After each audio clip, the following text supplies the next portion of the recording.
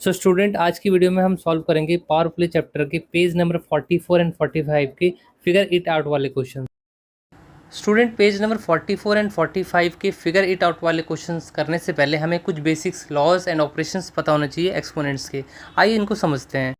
First rule आपको कहता है कि n to the power a into n to the power b is equal to n to the power a plus b।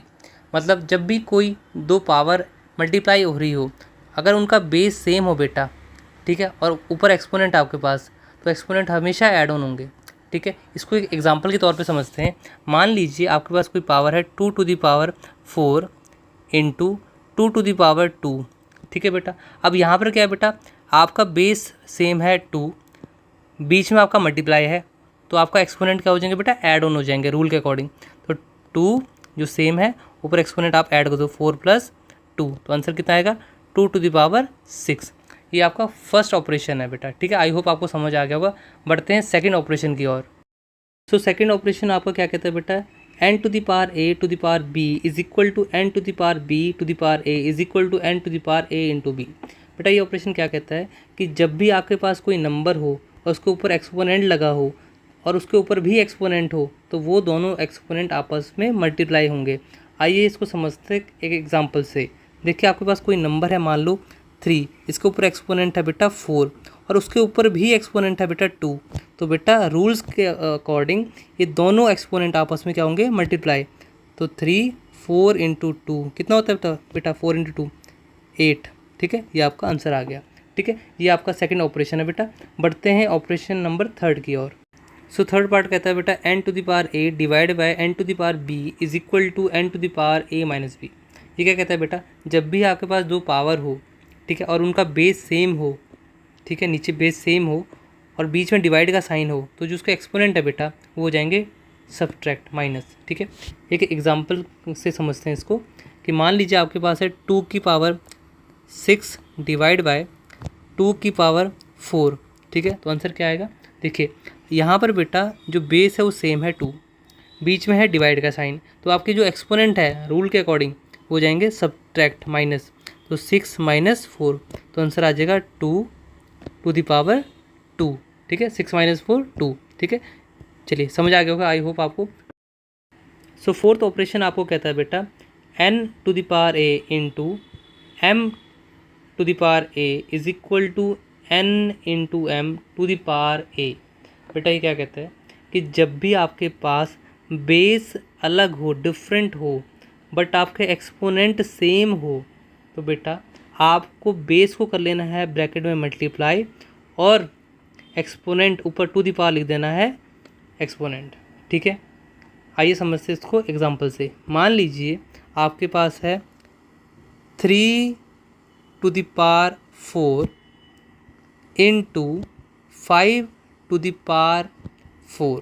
ठीक है, अब यहाँ पर बेटा आप देख सकते हो कि बेस तो अलग हैं 3 और 5, बट आपके जो एक्सपोनेंट है वो सेम है बेटा 4। तो इस केस में क्या करोगे, रूल के अकॉर्डिंग 3 इंटू 5 कर लो ब्रैकेट में और इसके ऊपर लग जाएगा एक्सपोनेंट 4। ठीक है, तो 3 5 हो जाता है 15, 15 टू द पावर 4, ये आपका आंसर हो गया। ठीक है, आई होप आपको समझ आया होगा। बढ़ते हैं ऑपरेशन नंबर 5 की ओर।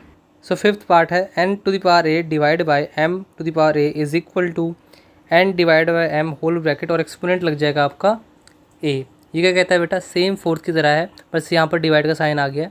आपको सेम चीज़ करना है कि जब भी आपका बेस डिफरेंट है और एक्सपोनेंट सेम है, तो आपने जो डिफरेंट बेस है उनको एक ब्रैकेट में लिख देना है और एक्सपोनेंट ऊपर लिख देना है। ठीक है, एक एग्जांपल से समझते हैं।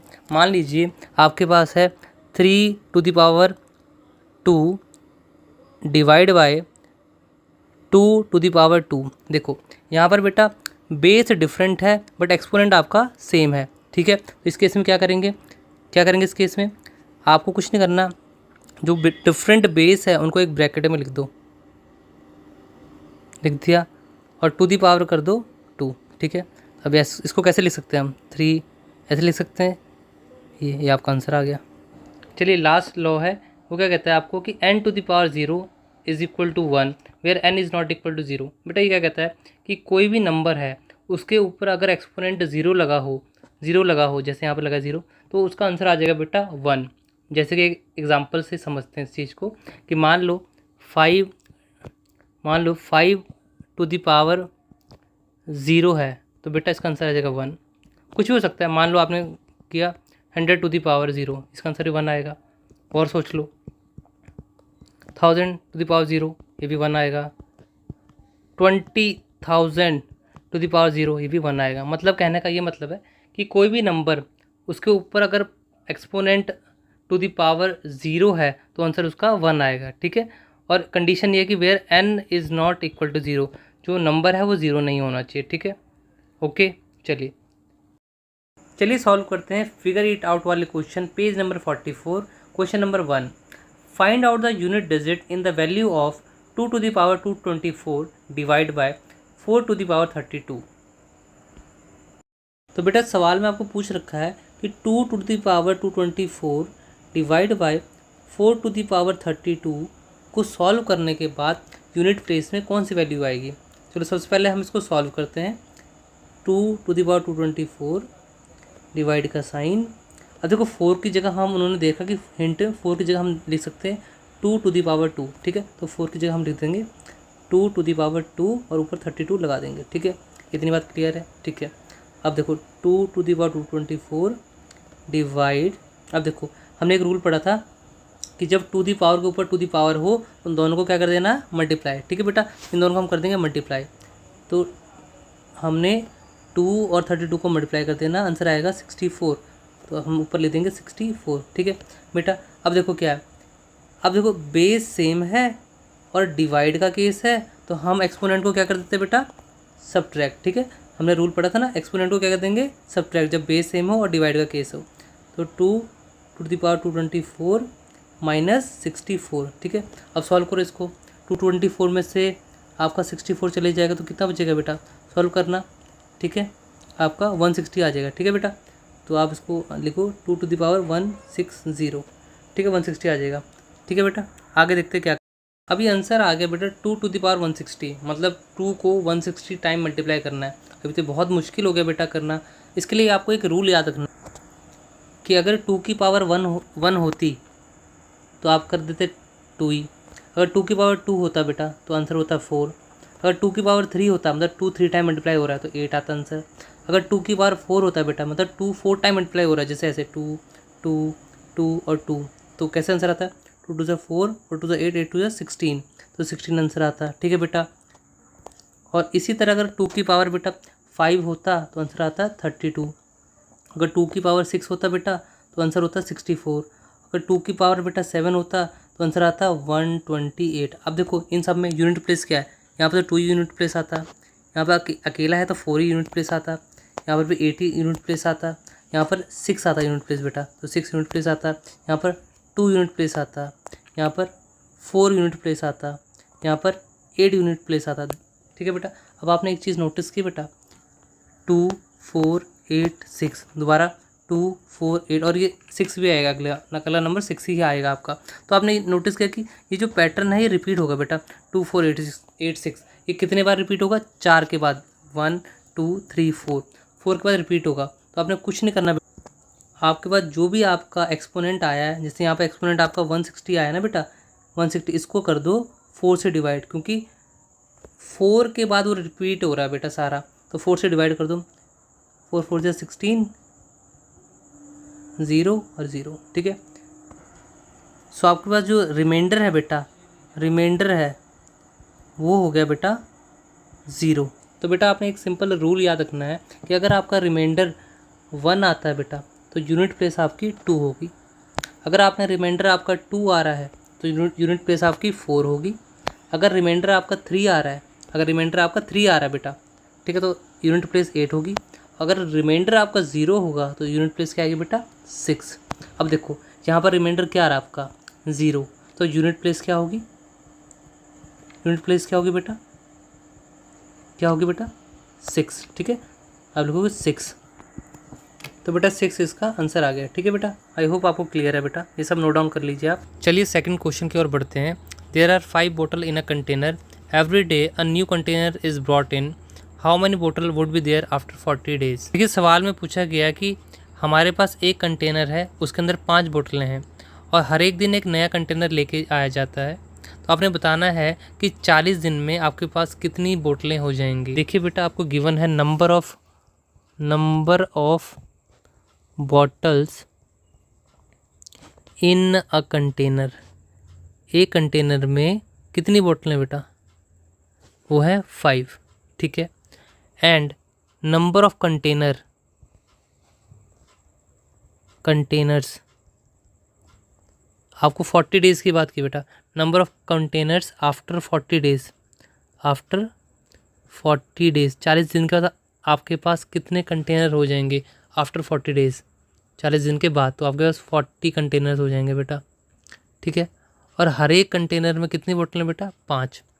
तो 40 डेज़ के बाद आपके पास कितनी बोतलें हो जाएंगी बेटा? तो क्या करेंगे, 40 डेज़ और 40 कंटेनर इंटू कर दो 5, ठीक है। तो 40 इंटू 5 कितना होता है बेटा? 200। तो आपके पास कितनी बोतलें आ जाएंगी बेटा? 200 बॉटल। तो आपके पास आंसर आ जाएगा 200 बॉटल्स, ठीक है बेटा। ऑल राइट, 40 डेज़ के बाद आपके पास 200 बॉटल्स आ जाएगा, ठीक है। बढ़ते हैं क्वेश्चन नंबर 3। सो थर्ड सवाल आपका है, write the given number as a product of 2 और more powers in 3 different ways. The power can be any integer. देखिए, सवाल में पूछा गया है कि आपको जो नंबर दिए गए हैं उनको आपको पावर के फॉर्म में तोड़ना है और प्रोडक्ट के फॉर्म में लिखना है, और ऐसा आपको 3 तरीके लिखने हैं हर किसी नंबर के। चलिए बेटा, सॉल्व करते हैं क्वेश्चन नंबर 3 का फर्स्ट पार्ट। सवाल है बेटा 64 टू द पावर 3, ठीक है, फर्स्ट पार्ट है बेटा। तो आपको क्या करना है, इन नंबर को पावर की फॉर्म में तोड़ना है, ठीक है, और डिफरेंट वेज में, 3 डिफरेंट वेज में, ठीक है। तो 64 का हम बेटा प्राइम फैक्टराइजेशन कर लेंगे पहले। 64 का प्राइम फैक्टराइजेशन कर लेंगे तो 2 3 6, 2 2 4, 2 16 32 होता है, 2 8 16, 2 4 8, 2 2 4 और 2 1 2, ठीक है बेटा। अब 64 का प्राइम फैक्टराइजेशन क्या हो बेटा?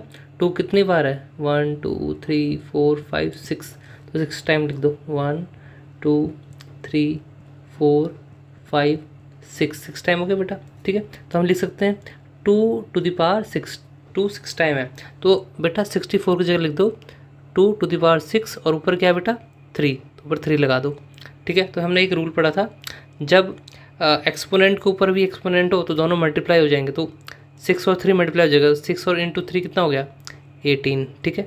देखिए, आपको 2 टू द पावर 18 को 3 डिफरेंट वेज में लिखना है बेटा, ठीक है। तो कैसे लिख सकते हैं हम? देखिए, हम फर्स्ट तरीका हो सकता है कि मैं कर दूँ 2 to the power 10 into 2 to the power 8। देखो, यहाँ पर बेटा आपका बेस सेम है 2 और जो एक्सपोनेंट है वो 10 और 8 है, तो हमने एक रूल पढ़ा था, जब आपका बेस सेम तो एक्सपोनेंट ऐड हो जाएंगे, तो 10 + 8 18, तो ये ठीक आ रहा है। सेकंड तरीका क्या हो सकता है बेटा? 2 to the power 9 into 2 to the power 9, ठीक है। अब बेस सेम तो जो एक्सपोनेंट है वो ऐड हो जाएंगे, तो 9 + 9 18, ये भी ठीक है। 2 टू द पावर 18 ही बन रहा है ये। थर्ड तरीका क्या हो सकता है? 2 to the power 6 into 2 to the power 6 into 2 to the power 6। देखो, यहाँ पर बेस 6 है, जो एक्सपोनेंट है आपका 6 6 और 6, और 6 + 6 + 6 कितना होता है बेटा? 18, ठीक है। तो ये 3 तरीके हो गए बेटा, और भी तरीके हो सकते हैं बेटा, आप ट्राई करना, और भी तरीके हो सकते हैं बहुत सारे। चलिए बेटा, सेकंड पार्ट आपका है 192 टू द पावर 8। सेम चीज़ है बेटा, आपको पावर का प्रोडक्ट करके 3 डिफरेंट वेज में इसको बताना है, ठीक है। पहले हम क्या कर लेंगे, 192 का प्राइम फैक्टराइजेशन कर लेंगे, ठीक है। 192 का प्राइम फैक्टराइजेशन कर देते हैं, ठीक है बेटा। 2 9 6 2 4 8 2 24 2 12 2 6 2 3 और 3 1, ठीक है। अब बेटा हमने क्या किया, 192 को कैसे लिख सकते हैं हम? 1 2 3 4 5 6 टाइम 2 है, तो 1 2 3 4 5 6 और 3 ओनली 1 टाइम है, तो 3 लिख दिया, ठीक है। तो कैसे बन सकता है बेटा? 2 कितनी बार है बेटा? 2 6 टाइम, तो 2 टू द पावर 6 और 3 अकेला, तो 3 लिख देते हैं, ठीक है। अब बेटा 192 की जगह मैं लिख दूँ 2 टू द पावर 6 इंटू 3 और ऊपर बेटा क्या है 8 है, ठीक है। तो मैं लिख देता हूँ टू दी पावर 8, ठीक है। अब देखो हमने पढ़ा था रूल के अकॉर्डिंग ये आपस में मल्टीप्लाई होंगे, 6 और ऐसे होंगे ना बेटा, ये भी इससे मल्टीप्लाई होगा 8 से, और 3 भी 8 से मल्टीप्लाई होगा बेटा, ठीक है। तो 6 8 ज़ा 48, तो 2 टू दी पावर 48 और 3 टू दी पावर 8, ठीक है बेटा। अब आपने इसको बेटा 3 तरीक़ों से लिखना है, ठीक है। सो बेटा 2 to the power 48 into 3 to the power 8 को 3 डिफरेंट वेज में कैसे लिखा जा सकता है। देखिए हम लिख सकते हैं बेटा 2 to the power 40 into 2 to the power 8 into 3 to the power 8। देखो हमने क्या किया, बेस सेम, तो जो एक्सपोनेंट ऐड हो जाएंगे तो 40 प्लस 8 48 ही बन रहा है, इंटू 3 टू दी पावर 8 हमने वैसा का वैसा रहने दिया, ठीक है। नेक्स्ट तरीका क्या हो सकता है बेटा इसका, इस बार आप बेटा इसको सेम रखो, 3 को तोड़ लो, 3 to the power 6 into 3 to the power 2। देखो बेस सेम, जो एक्सपोनेंट ऐड हो जाएंगे 6 प्लस 2 8, ठीक है बेटा।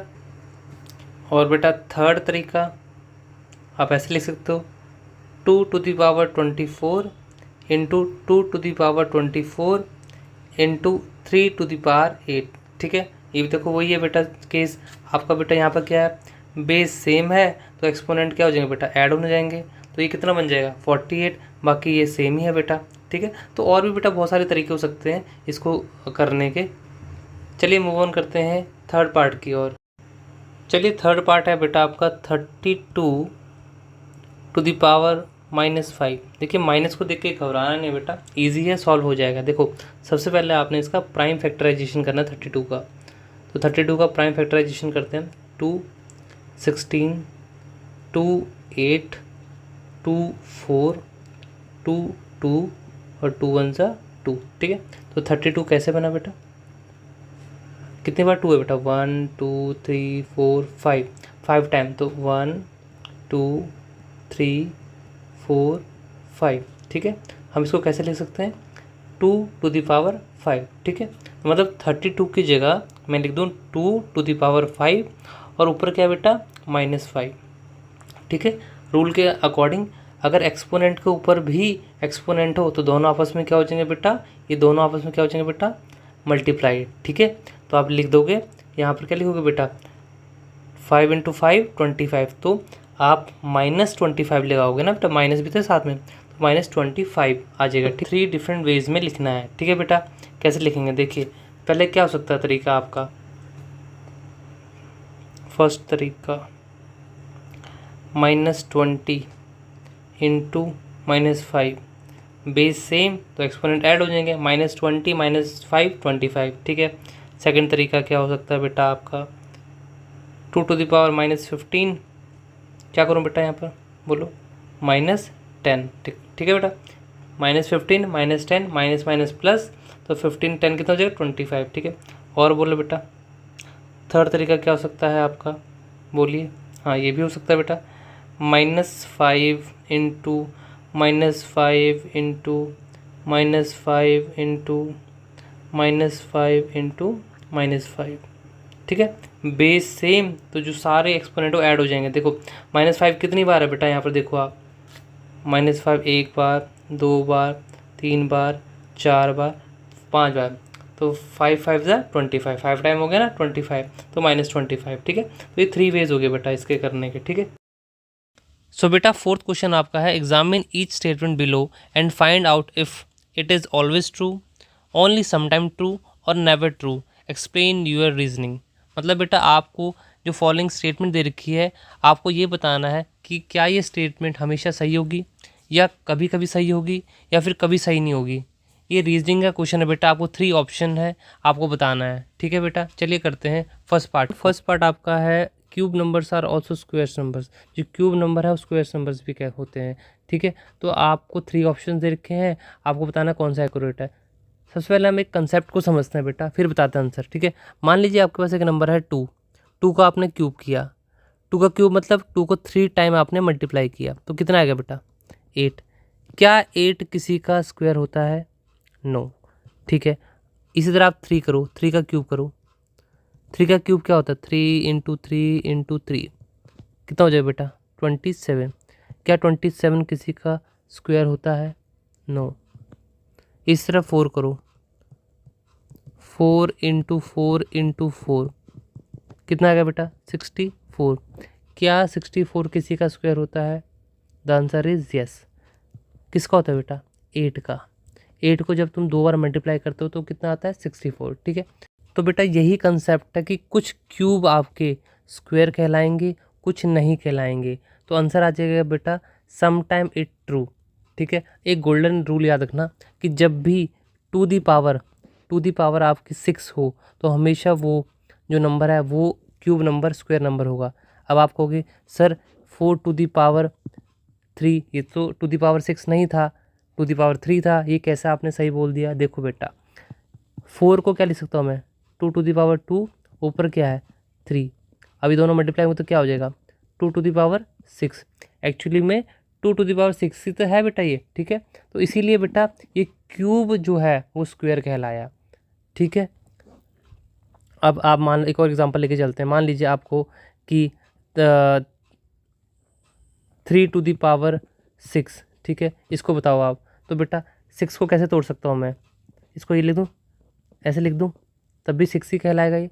अब ये क्या बेटा? 3 का स्क्वायर मतलब 9, 9 का क्यूब। अब 9 को 3 बार मल्टीप्लाई करो तो कितना आएगा बेटा? वो आएगा 729। अब 729 किसी का स्क्वायर होता है? होता है बेटा, आप करके देखना। 27 का होता है बेटा, 27 का स्क्वायर। तो बेटा वही चीज़ है बेटा। ठीक है, तो ये कंसेप्ट था, तो आंसर आ जाएगा सम टाइम इट ट्रू। ठीक है बेटा, आई होप आपको समझ आ गया होगा। नेक्स्ट पार्ट में बढ़ते।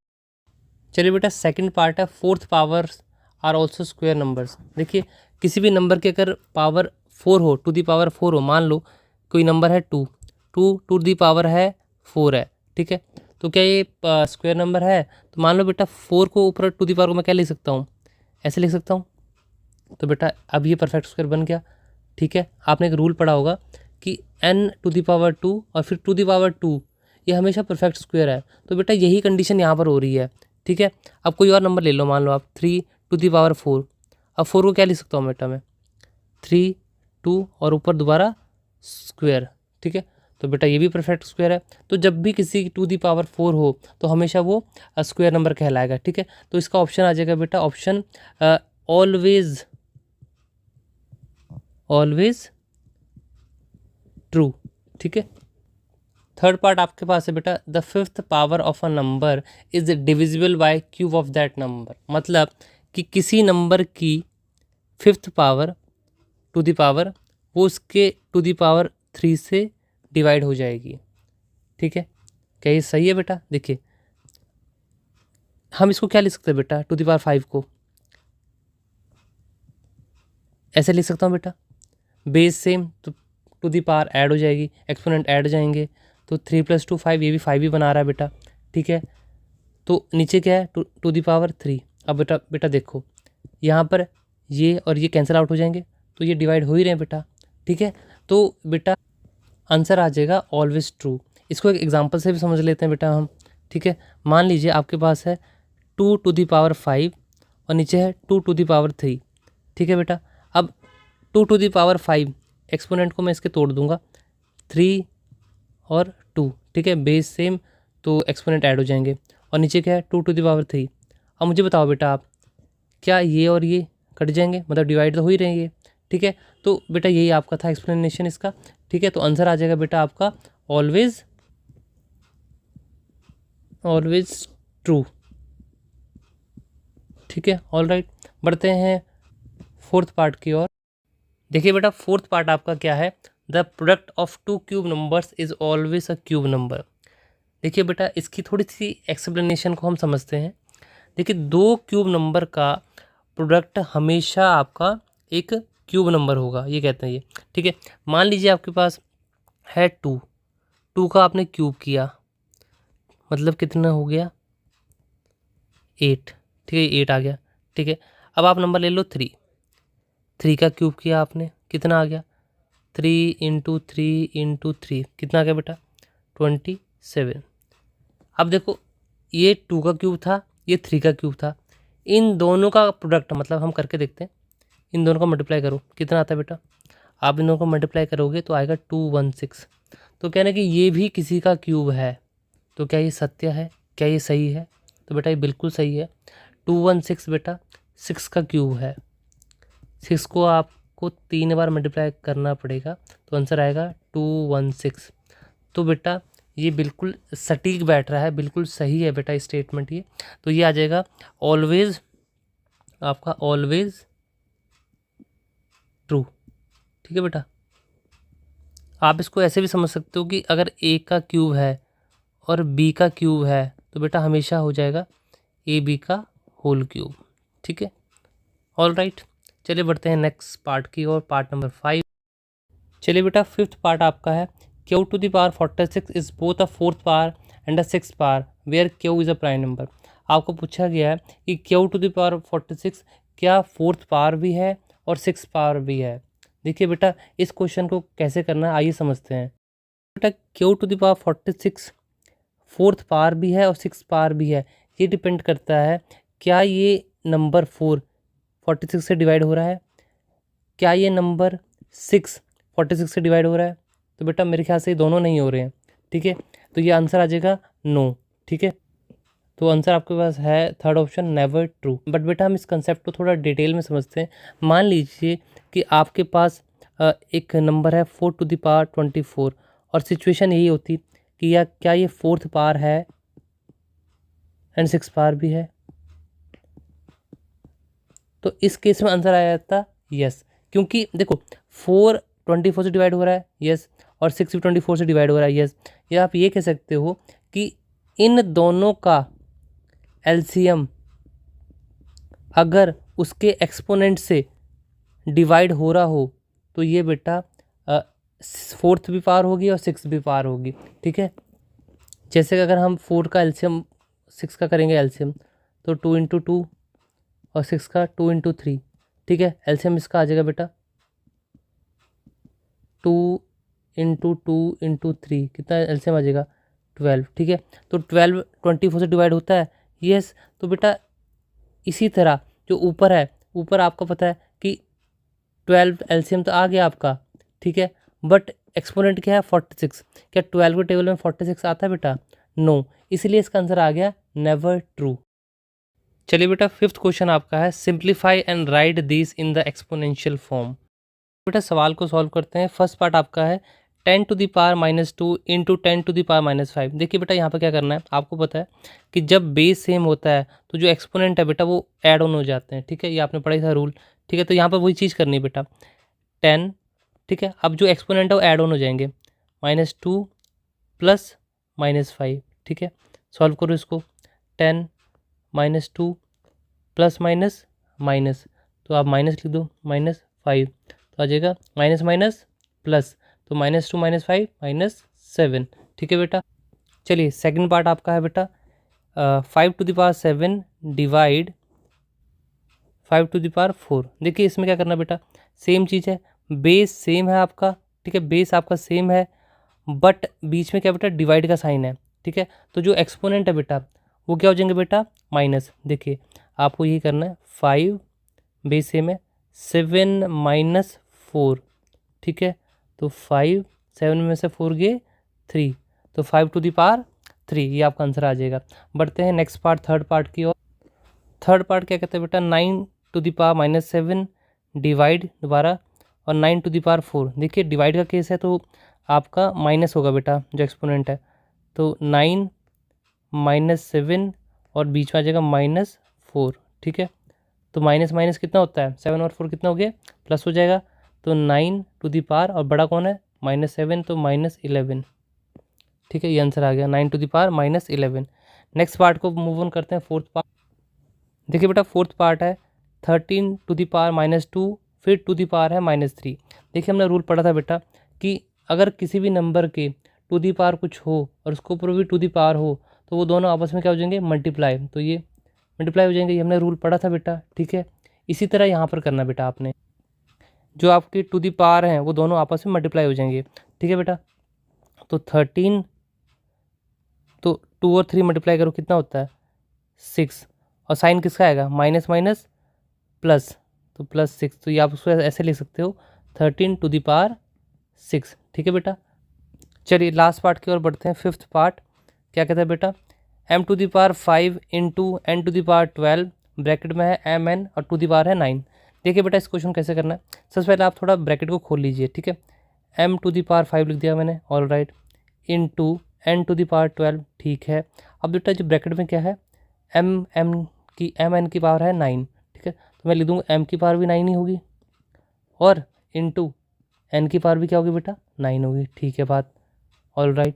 अब देखो m और n को इकट्ठे लिख दो, एक साथ लिख दो, m वाले इकट्ठे करो, m की पावर 5 इंटू m के यहाँ ये रहा m की पावर 9। ठीक है लिख दिया, इंटू n की पावर कितना है 12 लिख दिया और n की पावर कितना है 9 लिख दिया। ठीक है, अब कुछ नहीं करना बेटा आपने, m वाले करो, बेस सेम तो पावर क्या होगी बेटा, ऐड होगी, तो m 9 + 5 14। ठीक है, ये आ गया m की पावर 14 इंटू बेस सेम है तो पावर क्या हो जाएगी, ऐड ऑन, तो n 9 और 12 कितना हो गया 21। तो ये आपका आंसर आ गया। आंसर क्या आ गया बेटा, m⁴ इंटू n⁻21, ये आपका आंसर आ गया। ठीक है, सो स्टूडेंट आज की वीडियो में इतना ही। अगली वीडियो में मिलते हैं पार्ट 2 के साथ, जिसमें हम डिस्कस करेंगे इसके अगले क्वेश्चन 6 to 14। सो मिलते हैं अगली वीडियो में, तब तक के लिए कीप लर्निंग कीप शाइनिंग।